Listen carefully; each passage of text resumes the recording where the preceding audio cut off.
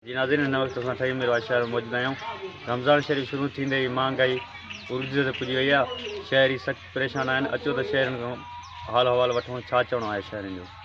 माना हे जेको पैकेज मिलियो आहे असांखे न मिलियो आहे, इहो पैकेज मिलियो आहे दुकानदारनि खे। ऐं जेको मिलियो आहे इहो पैकेज मिलियो आहे इहो जेको आहे यूटिलिटी स्टोर वारनि खे, जेको 400 रुपया किलो था ॾियनि, जेको कार्ड जी कापी था वठनि। ऐं जेको आहे इहो उन्हनि माण्हुनि खे जेको आहे चूतियो कयूं ऐं जेका हुनखे बिल नथा ॾियनि। के बिल जो त घुरे थो त उनखे जेको आहे हे ॾियनि ई नथा, या जेको आहे बिल नथा ॾियनि, जेको आहे निकिरी वञे थो दुकान तां।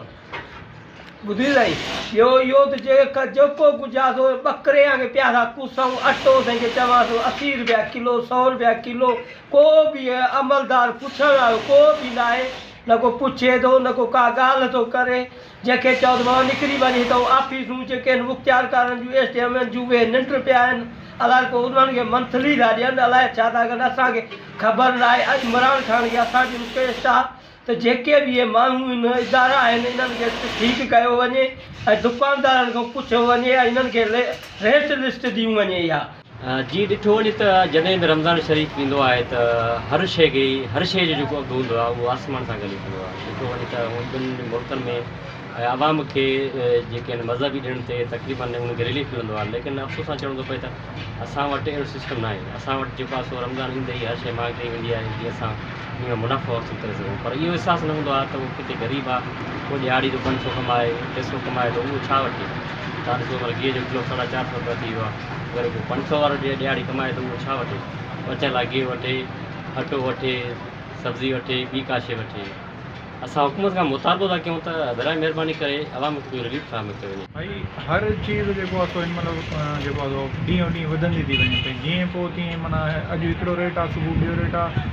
हर हिसाब सां ॾिठो वञे त वरी स्पेशली जंहिं महिल रमज़ान शरीफ़ ईंदो आहे उन टाइम वरी हर शइ जेको आहे सो डबल रेट थी वञे। दुनिया में जंहिंजो बि जेको आहे सो मज़हबी ॾींहुं या मज़हबी त्योहार या का शइ हूंदी आहे त उन्हनि ॾींहंनि में उन्हनि खे रिलीफ ॾिनो वेंदो आहे। पर वाहिद असांजो माशाल्लाह पाकिस्तान मुल्क आहे जिते जेको आहे सो मज़हबी महीननि में डबल रेट कया वेंदा आहिनि। माशाल्लाह जेके वॾा वॾा कारोबारी आहिनि, हाजी ज़वार माशाल्लाह ॾिसंदव त निमाज़ी माण्हू आहिनि ऐं सुठा कारोबार लेवल ते सुठा माण्हू आहिनि। लेकिन को बि उन्हनि खे कोई बि कंहिंखे को जेको आहे सो मज़हबी महीने में को बि जेको आहे रिलीफ ॾियण जे लाइ तयारु न हूंदो आहे।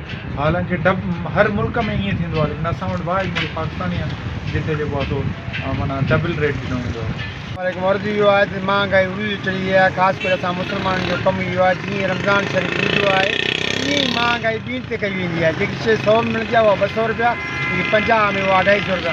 हर शइ महांगी थी वेंदी आहे। ख़ासि करे रमज़ान जे महीने में उहा हर शइ सस्ती किरल हूंदी आहे। जी नाज़रीन, तव्हां शहरनि जूं ॻाल्हियूं ॿुधियूं।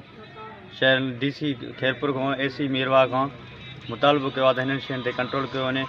कैमरामैन टीम सां गॾु सिकंदर अली शेर जेकब न्यूज़ खरी मीरवा।